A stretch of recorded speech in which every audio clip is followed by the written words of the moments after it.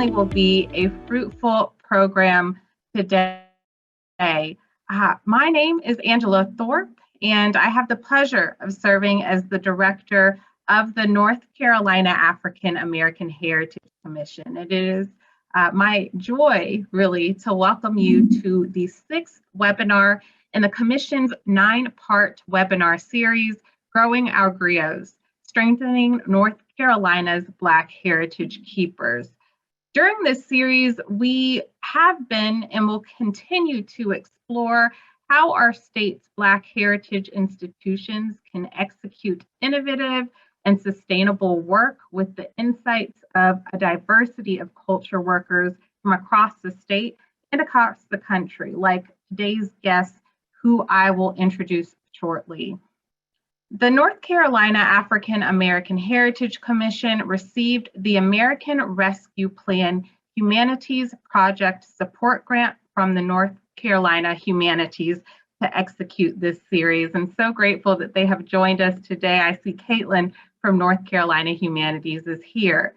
You can learn more about North Carolina Humanities online at www.nchumanities.org. Funding for the American Rescue Plan has been provided by the National Endowment for the Humanities as part of the American Rescue Plan Act. So just a little bit of housekeeping. Today, please feel free to drop your questions in the chat. We will be monitoring it, and we will be trying our best to answer your questions or to funnel your questions to our presenters. We'll also create space for Q&A at the end. I also want to take a moment to thank the members of my team who made today possible, including Adrienne Nearday, Associate Director of the Commission, Miranda Clinton, who is a graduate student in NC State's Public History program, and she's our project and program coordinator for this series, and her work is being funded through this grant. I also want to say a special hello to John Cooper, B. Pearson, Catalina Lopez, and Winifred Curie. These are graduate and undergraduate students at UNC Greensboro, Wake Forest University, Belmont Abbey College, and Winston-Salem State University, respectively, who are being funded to participate in this series. We'll also note that this webinar will be available by recording, so we'll provide slides and recording following the webinar. And as a final note, the next webinar in the series will take place on Friday, July 22nd at 1:00 p.m. We'll be having a conversation about fundraising for African American heritage institutions.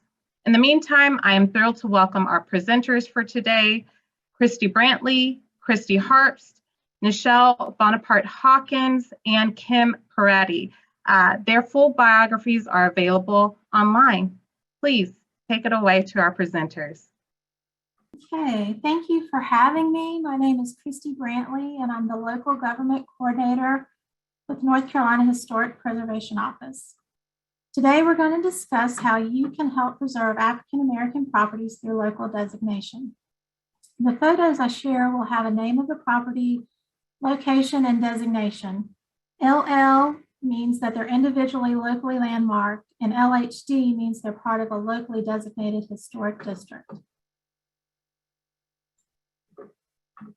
First, there are 3 things to know and remember.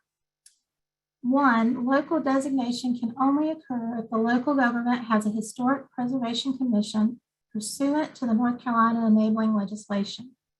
It does not have to be called a historic preservation commission. It can be called a historic landmark commission, a historic resources commission, or historic district commission. Really, there are many names that can be used. The important thing is that it is established by ordinance pursuant to the enabling legislation. Second, the property must be of special local significance. Third, it must be designated by local ordinance. We'll go into more detail shortly, but before we do, let's talk a little bit about the basics. The National Historic Preservation Act of 1966 established the National Register of Historic Places, the State Historic Preservation Office, and Section 106. We won't really discuss Section 106 today, except to tell you that it requires federal agencies who plan for, fund, permit, or approve projects to determine how those projects will affect historic properties, specifically properties that are listed in the National Register and those that are eligible for National Register listing. So even if a property is not listed, it still may undergo Section 106 review. We have a branch in our office that deals with Section 106 and is known as the Environmental Review Branch. If you're interested in learning more, there is a citizen's guide to Section 106, and I'd be happy to send you a link. The National Historic Preservation Act was amended in the 1980s to include local governments in the federal preservation program, which was previously just a partnership between the federal government and the state government. So this amendment brought about the Certified Local Government Program, and I'll briefly touch on certified local governments in just a bit. The North Carolina enabling legislation was last updated in 2022 with some minor changes.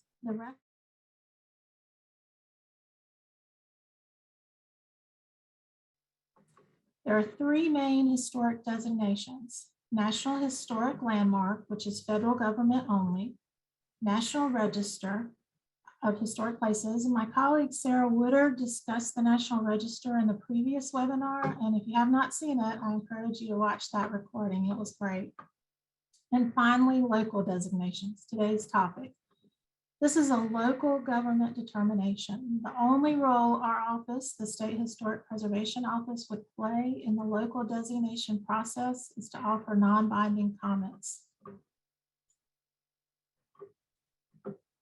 North Carolina has 39 National Historic Landmarks. This is the North Carolina Mutual Life Insurance Company in Durham. It's also known as the Mechanics and Farmers Bank. It was built in 1921 and replaced a previous building. It is also locally landmarked. The National Register Program. North Carolina has over 2,900 National Register properties. Often people are confused about the difference between local designations and the National Register. There are no restrictions on a National Register listed property or district unless they have received some benefit from National Register listing, such as grants or tax credits. And this is our HPO web, and I can send you the link to this if you're interested. The blue dots are those listed in the National Register in North Carolina, and the green dots are those that are or were at one time eligible to be listed in the National Register, and they're called study listed properties.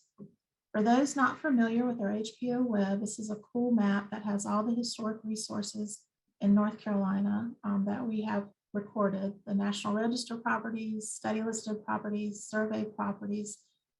It also includes most of the local designations.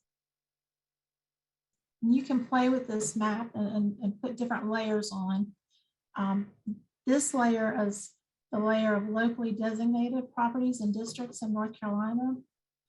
Although the Historic Preservation Office reviews local designation reports, local governments are not required to notify us when a property is designated. We encourage them to do so, though, so that we can have a record of it and map it. So there may be some locally designated properties missing on this map, but most of them are here. As I mentioned earlier, National Register properties do not have restrictions usually. However, a locally designated property or district is under the purview of the Local Historic Preservation Commission. Property owners submit applications for Certificate of Appropriateness, also known as a COA, to make changes to the property. If you remember at the beginning, I told you a local government must have an established Historic Preservation Commission before it can designate a local landmark or district. So let's talk a little bit about Historic Preservation Commissions, or HPCs. These are the requirements for state enabling legislation for a local government to create a commission. There must be at least 3 members with terms no greater than 4 years. The majority must have demonstrated special interest, experience, or education in history, architecture, archaeology, or related fields. And they must reside within the territorial jurisdiction. And then these are some of the different names that you can see of commissions that can be used. I want to note, though, that although state enabling legislation requires 3 members, if you are a certified local government, you must have 5 members on your Historic Preservation Commission.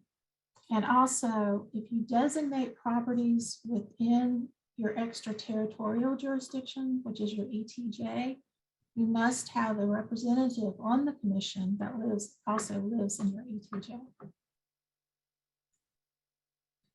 So the state enabling legislation authorizes specific powers to HPCs. They can be summed up in 3 parts. First, regulate. Second, identify and designate. And third, advocate and educate.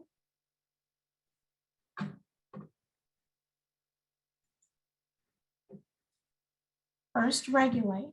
Property owners submit an application for a certificate of appropriateness, or as we talked about, a COA, to make changes to the property. In most cases, only the exterior of the building is designated, but specific interior features of an individually designated building can also be designated. There are several across the state. COAs help maintain the property and/or neighborhood's character and benefits property owners by protecting them from inappropriate changes made by other owners that might destroy the special significance of the neighborhood. This is a photo of Standard Drug in Kinston. Kinston is also one of our CLGs. Standard Drug was the site of 2 sit-ins during the Civil Rights Movement. It's in a local historic district, and interior, you're not able to designate interiors inside a historic district. So unfortunately, the interior, which there's a photograph here as well, was not able to be preserved, and it's no longer extant. It was a great loss.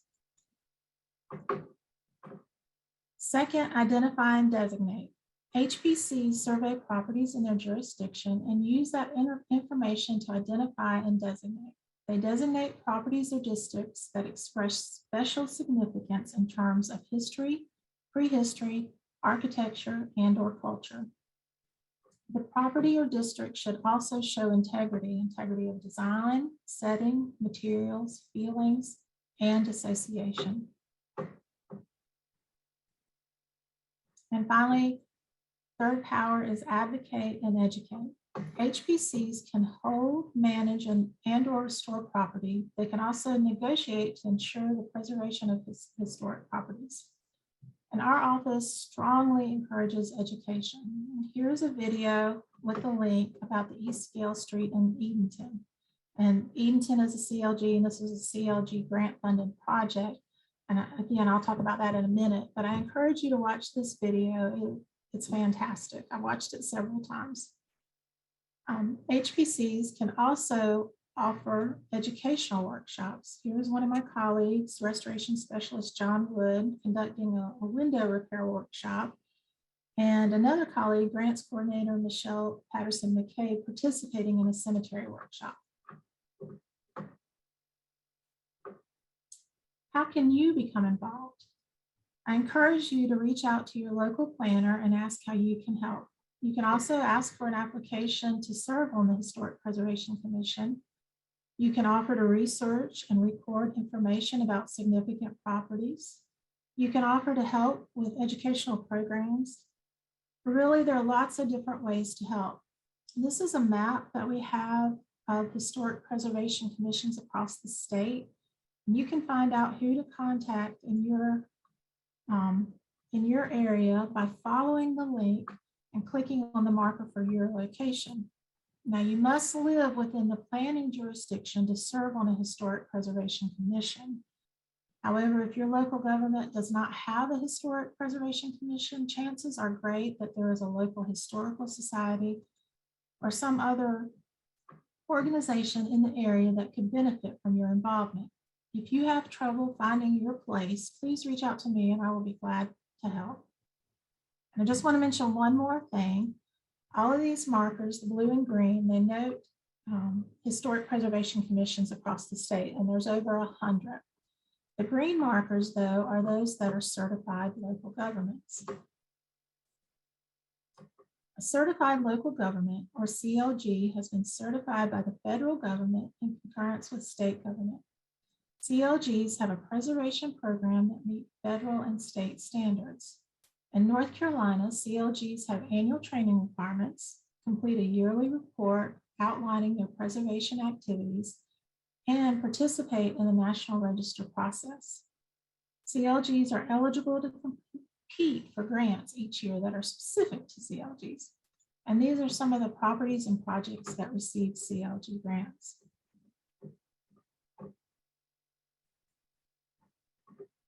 Charlotte is one of our certified local governments, and I'm going to turn it over to Christy Harpst. She's the program manager for Charlotte Historic Districts.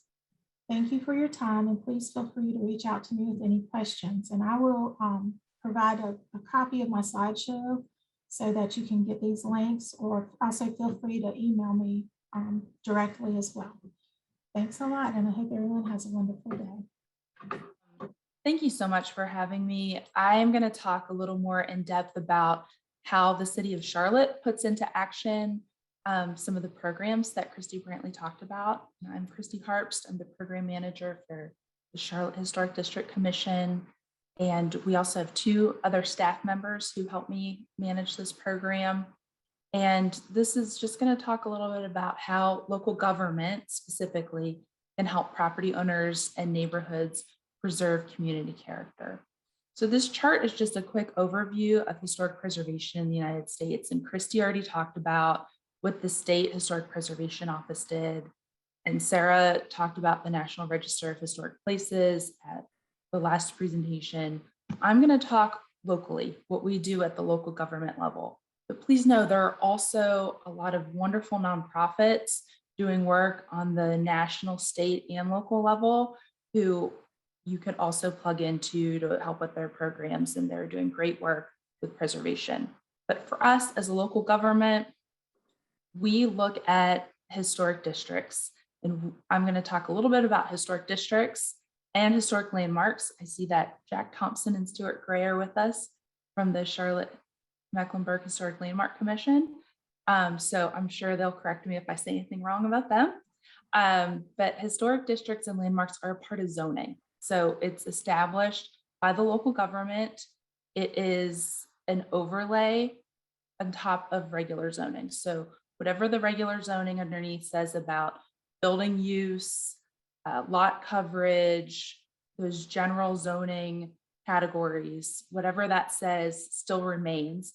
Historic districts are an additional restriction on top of that zoning. And we look specifically at design review. And it includes things like building height, setbacks, building form, architectural design elements, and historic districts and landmarks through their design review process are usually more restrictive than the underlying zoning.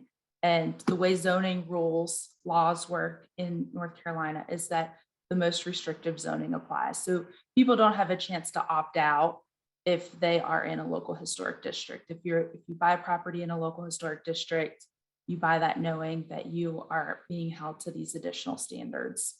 With that being said, it's an elective tool. It's a tool that gives neighborhoods a voice in their future. The citizens participate fully in the designation process. This is neighborhood-led. Staff, like myself, provide technical assistance, but we do not come in from the city and require neighborhoods or landmarks to become designated. It is all about empowering communities and shaping their future and getting that consensus from the neighborhood that this is something that they want to help guide the growth and development of their neighborhood. So in Charlotte, again, there are two organizations, and both organizations oversee design review changes for locally designated properties who go through the local designation process. I'm with the city of Charlotte, and we look at neighborhoods, groups of buildings, districts. We review changes within these neighborhood boundaries. We also provide education and technical advice. Through the county, the Historic Landmarks Commission is individual sites and structures, and they do Greater Mecklenburg County, City of Charlotte, Huntersville, Matthews, Davidson, They are not just restricted to the city of Charlotte. And they have, I think, almost 400 historic landmarks. They are slightly different in the Historic District Commission in that they do two extra things that we don't. The Landmarks Commission, if you are a designated landmark, and Landmarks Commission can designate building interiors. Kristi referenced that earlier, that the Kinston property didn't have its interior designated because it was just in a district. But if it were also a landmark, the Landmark Commission can look at interiors. So that's one important distinction. When property owners do that, they're eligible for a 50% property tax reduction. So there is a huge carrot to be a designated landmark and having both changes on the interior and exterior reviewed.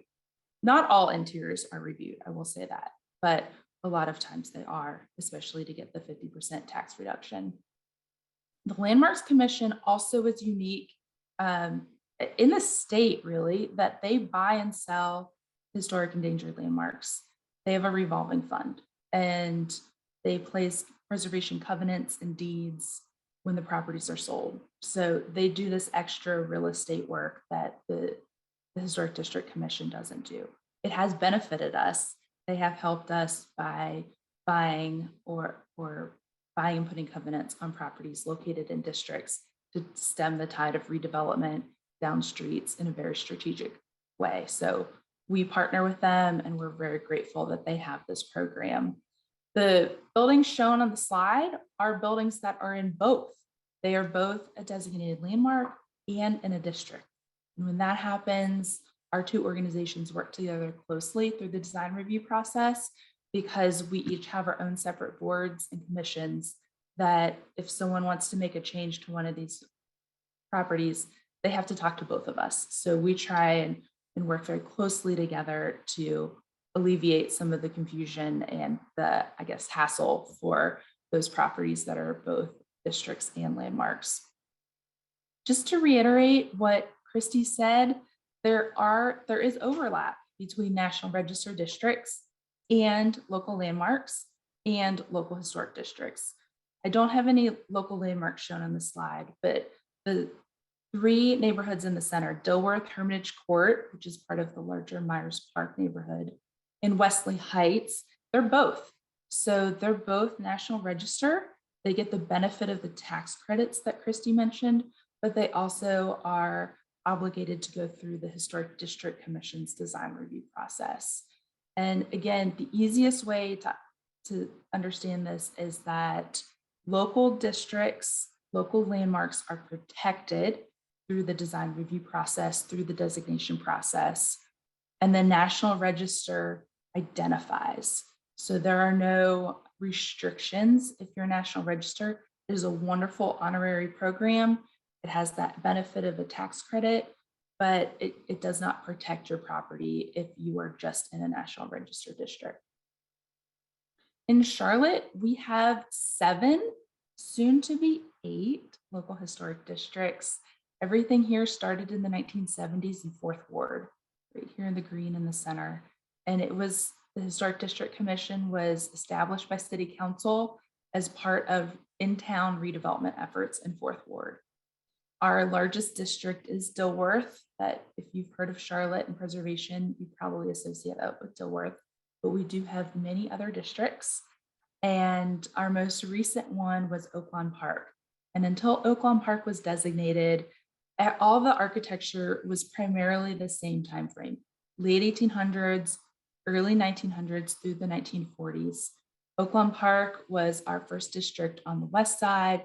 It's our first African-American district, and it was also our first mid-century district. So we were triply excited to welcome them in 2020.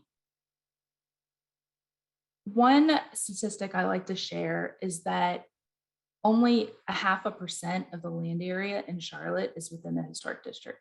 We're talking about a very, very small portion of the city of Charlotte. And our commission reviews over 400 applications annually. The administration is done by a staff of 3 and a historic district commission. The commission consists of 13 members. They are appointed by mayor and council. Some are at large and some are specific district representatives. And we review everything: demolition, new construction, additions, fences, anything that changes the exterior of the property or the building must be approved in advance.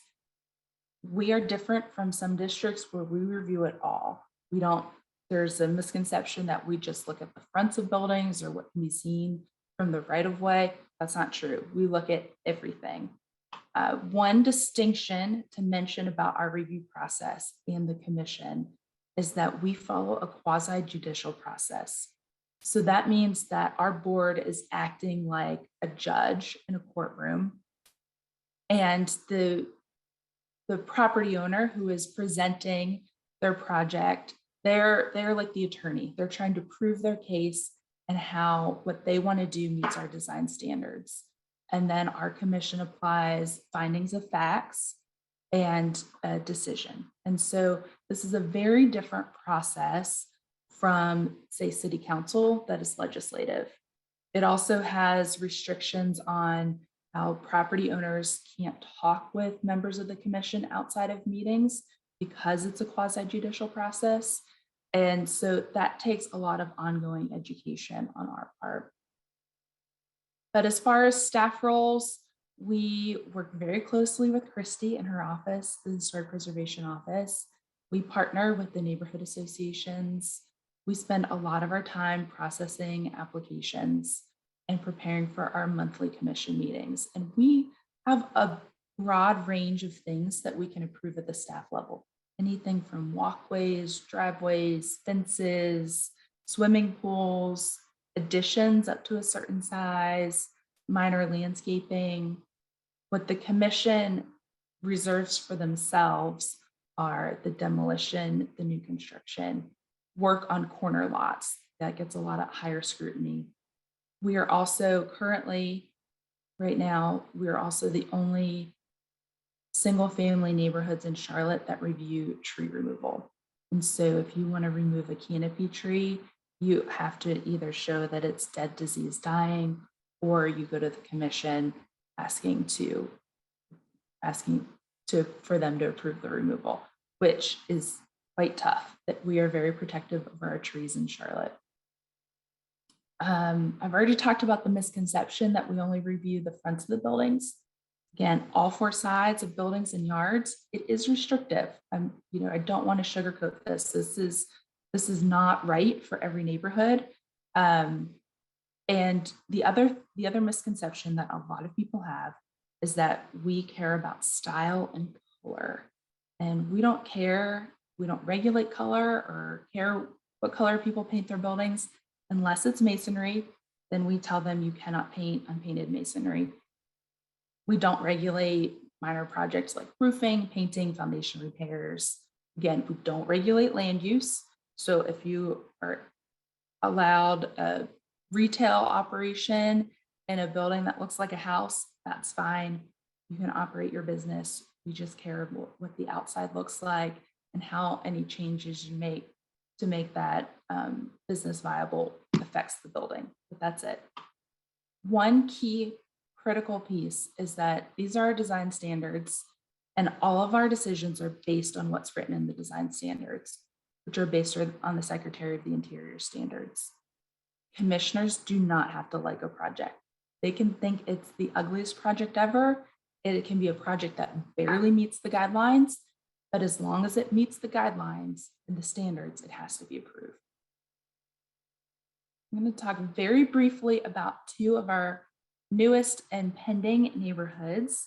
And the first is Oakland Park. And I referenced this earlier. It's on the west side of Charlotte. It is this time capsule of post-World War suburban development. It was created specifically for African-American families in the latter days of racial segregation. The developer was Charles Irvin. He was at that time the 7th largest in the nation. And there are very few structures that were demolished compared to other surrounding neighborhoods in that area. There were also not very many vacant parcels. It's very suburban, rolling topography, big front yards, about a quarter of an acre parcels, and the houses still look like they did in the 50s and 60s. It's not just the architecture that makes Oakland Park special, though. It is also the people who live there. The history makers lived here. There was Dr. C.W. Williams. He was a pioneer in desegregating healthcare. There's the Mary Harper. Dr. Mary Harper was the co-founder of the museum that's now everyone knows as the Harvey Gantt Center for African American Arts and Culture. There's pastors. There are Willie Johnson and his son Gerald published the first Black Charlotte Post newspaper for over 4 decades. Really critical families lived in Oakland Park. And what was happening is that the residents that lived there were really concerned about the tide of development and wanting to prevent this, wholesale demolition basically of their neighborhood. We wanted to protect it. It is beloved, their neighborhood. It is a close-knit community. There's long-term residents, there's generational residents.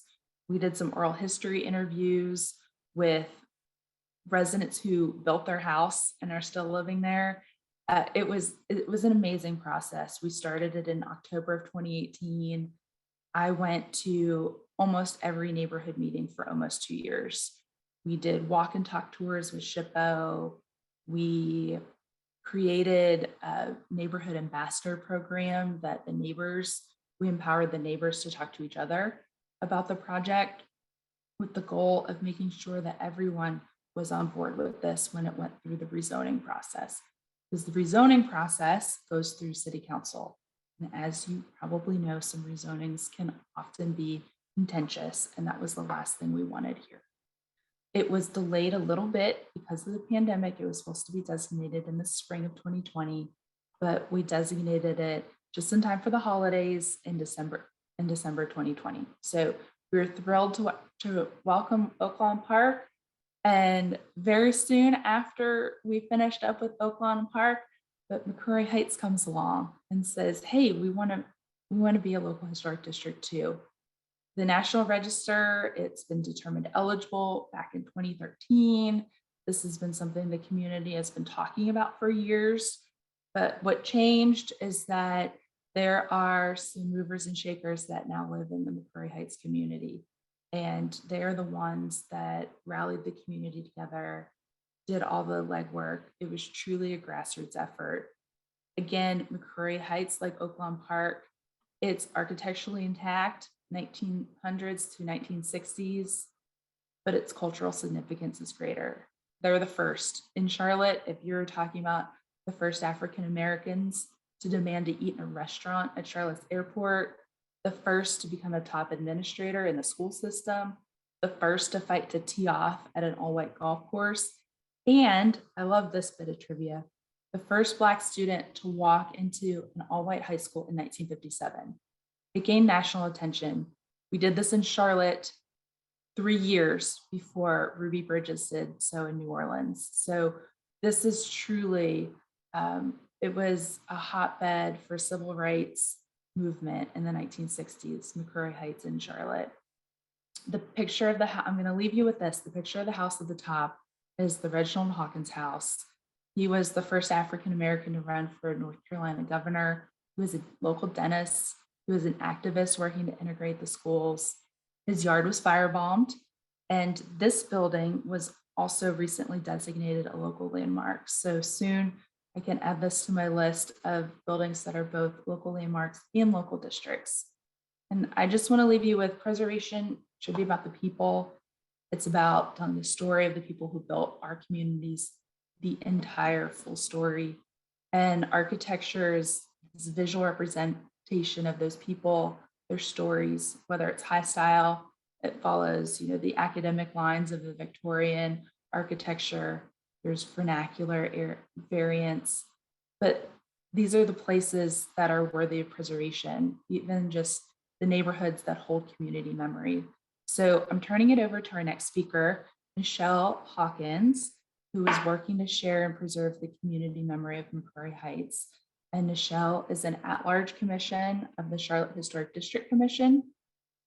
And she is one of the 4 people who worked to get us to almost designation of McCrory Heights. Nichelle?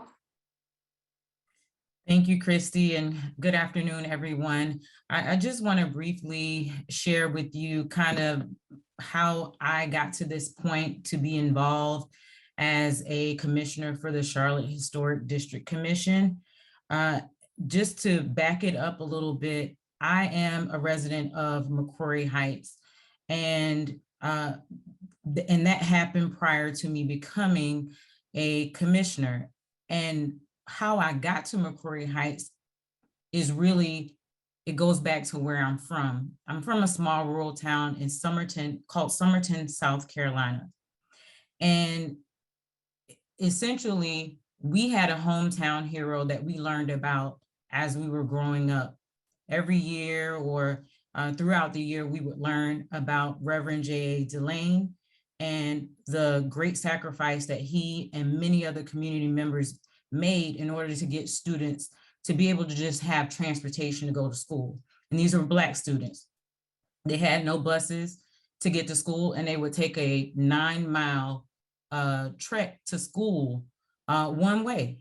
And so it was just paramount and important for them to fight for that. And so that case, it became a case, and it was Briggs versus Elliott, the Briggs family versus the superintendent of our schools district in Somerton. And essentially Thurgood Marshall caught wind of it, and that was actually the first of the 5 cases that made up Brown versus the Board of Education, which integrated our schools. So Reverend J. Delaney was this hometown hero, like I said, almost like a superhero. And so as I moved to Charlotte, I went to an exhibit and I saw that they were sharing about Reverend J. Delane, his family, and that he actually settled here in Charlotte. Growing up, I only knew that he came back to North Carolina. They were not specific. Well, when I found out the neighborhood, I said, oh my God, I have to live here. This is a part of home for me. So in 2018, I purchased a home here, and it was just so nice to see his son and to just be a part and be close to home while living away from home. And I share that because I have a personal story and a personal tie to this neighborhood, but I have the same passion and the same desire to preserve as Kristi mentioned, the cultural significance, the character, all of those important things that make up these neighborhoods, these African-American neighborhoods. They're important to all of us. And so as was mentioned, I joined this neighborhood, understood that there was a lot of trepidation about becoming a local historic district. There was, mistrust from things that had happened in the past between the African-American community and, local government. And so one of the key things that I think was a differentiator was, number one, the neighborhood got a chance to get educated about what a local historic district is and is not. And they understood what their power was. Through that education, they felt empowered to make a decision and understand what their options were. And so going through that process with the neighborhood and me being on the commission, being able to share that information and some of that education, I think made a huge difference in the neighborhood finally deciding after all this time that, you know what, with the development pressures and the market being how it is, real estate market being how it is, we've got to make sure that we protect and preserve this great neighborhood, preserve the character of the neighborhood, the significance of the neighborhood. And so the neighborhood believed that it was in our best interest. And so as Kristi mentioned, it's pending. We're really, really close. This is the closest I believe the neighborhood has ever been to becoming a local historic district. And so I'm very gladdened and proud of our ability to understand our power, take our power, and try to preserve what we know is so critically important to the history of this wonderful neighborhood and to the city and to this nation, really.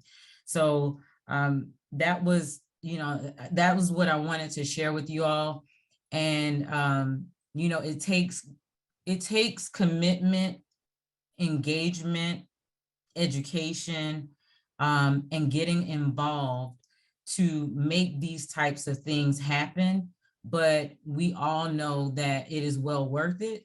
And I'm just so grateful to be able to serve my community in this way. Thank you. Thank you, Nichelle. Thank you so much for sharing. I'm going to turn it over to our chair, Kim Parati. She's the chair of the Historic District Commission. Kim, I believe this is your 3rd year as chair, entering 3rd year. And she keeps us all in line. She's a wonderful chair. I can't say enough good about working with Kim. So I'm going to turn it over to her and let her explain, why she got involved, how she got involved, and talk a little bit about one of her projects that she did to bring the Wesley Heights community together. So Kim, over to you.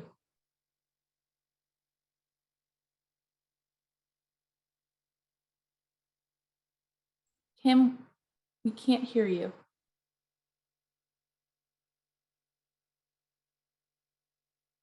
Can you hear me now? Yes, perfect.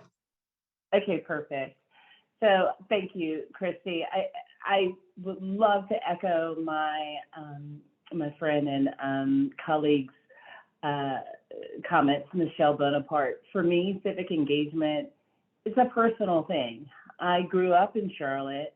My family, primarily my family, my grandparents in particular, were educators who owned a home just down the way from Oakland Park in McCrory Heights. They were educators and instilled in us the importance of getting involved and giving back in civic engagement overall. And so that never left me. And then as I got older, I became a part of an organization called Inroads. And Inroads is this national organization. Its mission is, and I'll never forget it, to develop talented minority youth for corporate and community leadership. And so getting involved, volunteerism and civic engagement has always been a part of my makeup. And so for many years, almost 11 years, I worked for a nonprofit. I worked for the National Public Radio Station, the local one here in Charlotte, North Carolina. And when I left, because after a while, I needed a for-profit organization. I became a realtor and thought about ways in which I could still serve my community. I saw an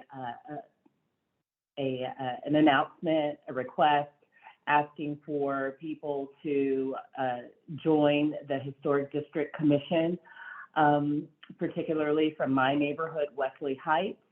And so I met with Kristi and at the time John Howard and another staff member and just asked a lot of questions about the organization and did my due diligence, did some research and decided that I'd like to throw my hat in the ring. And ultimately I wound up finishing out the term of a resident who left the position early. I am now heading towards my 6th year of being on the board. And when all is said and done, I would have served, because I'm now entering my 2nd term, 8 to 9 years. So I have a serious commitment to preservation, a serious commitment to civic engagement, and a serious commitment to volunteerism. I am a mission-driven person, so even in my for-profit life, I still am very involved. So when Wesley Heights my neighborhood decided that they wanted to sell the last piece of land that they owned. I decided to do a neighborhood event that said, it was coined, Wesley Heights has got a lot, little punny. And so because it was just a lot that we were selling, I thought it would be nice to do a virtual house where we could bring the community together, because ultimately it's not just enough to sell the property. It was, we really wanted to make sure that as a neighborhood, as a community, that the person who would buy the lot would understand what it would be like to be a part of that community. And so the pictures that you see here are pictures from that event. We had a virtual house, meaning we had a tent, we had artwork, we had mobiles signifying different parts of the house.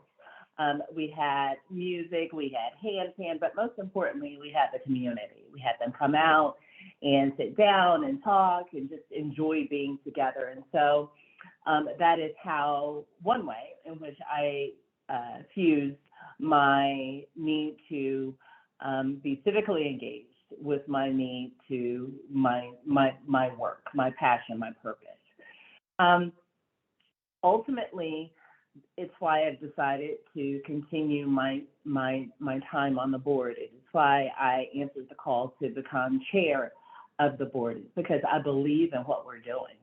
I believe in preserving as much of Charlotte as possible. As Kristi said, there's less than 1% of Charlotte neighborhoods that are designated historic. And being a realtor, being in real estate, I see what's happening to neighborhoods that are not protected. And so I wanted to make sure that I could work from the inside and bring about some change, some significant change. I, again, because I come from a family of educators, also believe, much like Michelle said, that in order to change minds, we first have to educate people. They can't say yes or no to what they don't know. And so I think that it's very important to let them know what the process is like. I think it's very important when people don't come to you to take the message to them. And so that's another reason why I've continued to serve, because it is also a way for me to continue to educate people and stay up to date with what's going on, particularly in a market where real estate is moving so quickly. We're one of the top 10 cities, top 5 cities actually, as far as real estate goes in terms of we're moving quickly.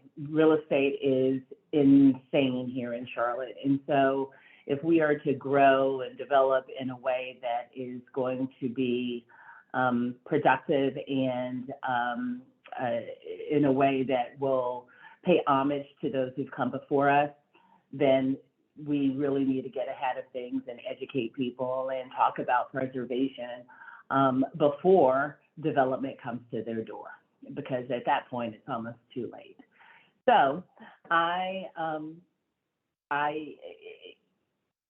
it is something that I'm very passionate about, and it is why I do the work that I do.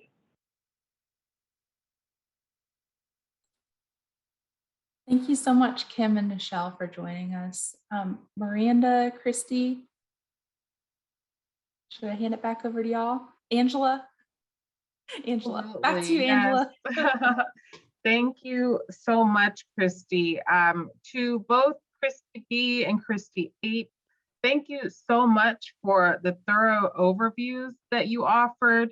To Nichelle and to Kim, thank you so much for grounding us in local realities and processes and really pulling back the curtain on what intentional and thoughtful, and I would argue ethical, education, connection, and engagement looks like.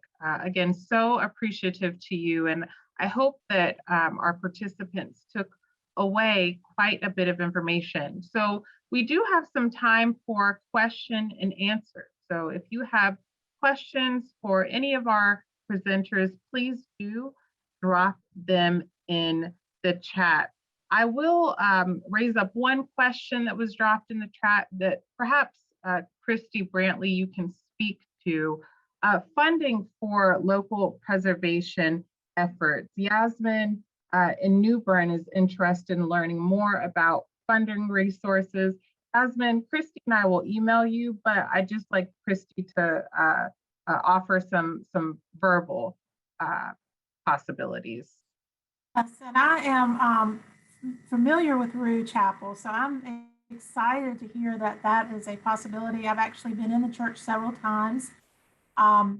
If you noticed in my presentation, there was a photo of Craven Terrace with a little relief panel. That's right there near where Rue Chapel is. But to speak on grants, New Bern is a certified local government and eligible, potentially eligible for grants. We've been passed this year, so we'll open up again early next year. But email me as well, or Angela, if you don't mind looping me in. There are certain criteria, but I would love to talk with you, Yasmin, about that. And like I said, I just would like to hear about your plans for Rue Chapel because I'm excited about that. So. Thank you so much. Yasmin, you've got my email, so email me and we'll connect you to Christy and those CLG resources. Jessica has a question that I believe is directed to Kim. Who funded the gatherings and information sessions that you all held? So I'm sorry, exactly what gathering you're talking about. The Wesley Heights has got a lot, or the Oakland Park gatherings? Jessica, if you would clarify in the chat, that would be most helpful. Wonderful. And Yasmin, I will just point out a link that Jack Thompson just dropped in the chat to the Covington Foundation. The Covington Foundation has a pretty strong track record for funding preservation projects across the country. And Kim, Jessica has clarified she'd like to understand funding for both. So I'll talk about the Wesley Heights has got a lot of it, and then I'll kick it over to Kristi to talk about the Oakland Park designation events. So the Wesley Heights has got a lot of it. I invested my own funds in that because I thought that it was important to do. Ultimately, I was paid a commission to sell the property, which is what I did. But in my business, often I have to invest back, not only into my business, but the community as well. So I invested my money, and then I got a little bit of a bang for my buck by asking local organizations, local restaurants and breweries to participate and donate a portion of their product. As far as Oakland Park goes, and I'm sure Macquarie Park too, I'll let Kristi speak to that. Thanks, Kim. So everything we did on a shoestring.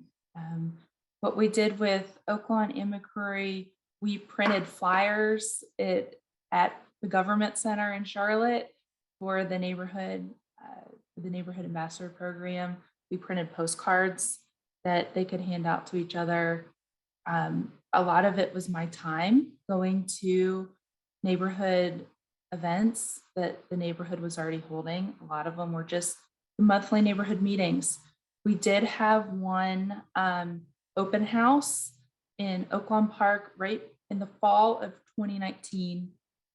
And it was paid for as part of, we were rewriting our design guidelines. And so as part of rewriting our design standards and expanding them to include the mid-century architecture, we invited the consultants to come down.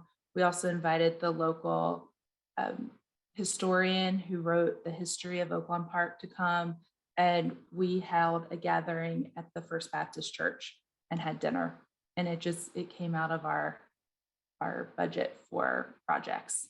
So we kind of, I guess, combined projects and leveraged resources from something we were already working on to help with the Oakland Park designation. The other thing we did with Oakland Park is that we changed the process. And I didn't talk about this, but the process used to be that the neighborhood had to come up with about $4,000 to pay for the rezoning. And to me, that was more of a barrier to neighborhoods becoming local districts than anything. So we worked with the rezoning department and my department and then our directors, and we wrote the rules. And so we changed the rules to be, instead of you having to pay for the rezoning, we will sponsor it as the city, provided you as a neighborhood generate a petition of support with a minimum 51% property owner support. So that way it was truly coming from the neighborhood, and the city was just presenting it on behalf of the neighborhood. And so they had to meet that threshold to be able to move forward in the rezoning process. I was not involved with that.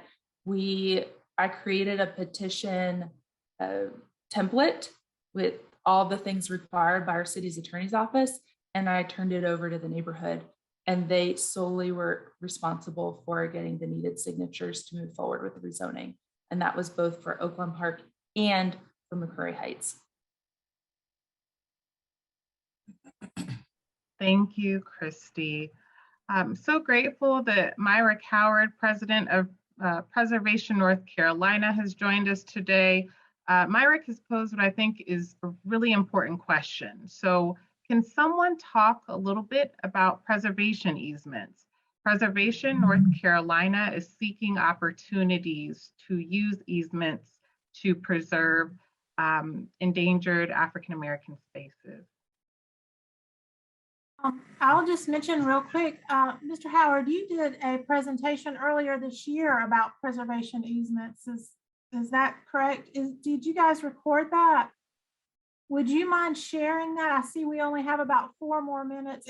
It will answer lots of questions and hopefully help a lot of folks understand that more.